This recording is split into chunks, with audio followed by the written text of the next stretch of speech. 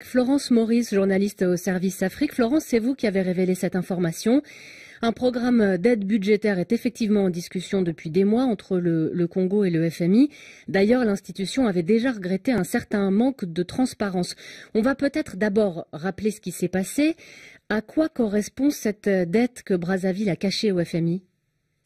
Bonjour à tous. Alors le FMI a en fait cherché dans deux directions. D'abord la Chine, c'est le principal prêteur du Congo, et les deux pays ont signé au moment où les cours du pétrole étaient au plus haut ce qu'ils appellent un partenariat stratégique qui prévoyait que la Chine en fait finance une vaste série de chantiers d'infrastructures au Congo et touche en échange une partie des recettes du pétrole. L'ennui, c'est que tout ça s'est fait dans la plus grande opacité, opacité sur les montants prêtés, sur la liste exacte des projets financés. Tout ça relevait du secret d'État, m'a confié une source proche du dossier. Résultat, il a fallu du temps pour que Brazzaville révèle peu à peu l'ampleur des dégâts, si on peut dire.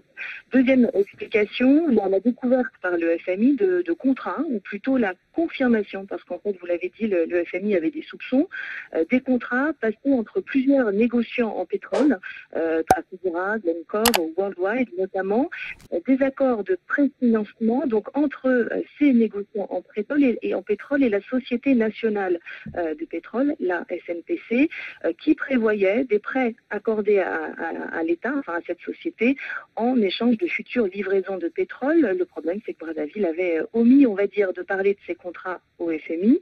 Or, la Société nationale de pétrole, dont les activités de négoce sont gérées par le fils du président congolais, Denis Christel Sassou Nguesso, eh bien, c'est l'une des principales sources du budget de l'État. Et surtout, ces contrats, les derniers en tout cas, étaient justement destinés à renflouer la dette, à lever du cash en quelque sorte pour faire face aux urgences, aux impayés, et notamment vis-à-vis des Chinois, raison pour laquelle le Congo n'en a pas vraiment fait la publicité, d'autant que à chaque fois, c'est le même pétrole en fait qui est promis à différents bailleurs, aux Chinois, aux négociants, ce qui pose problème.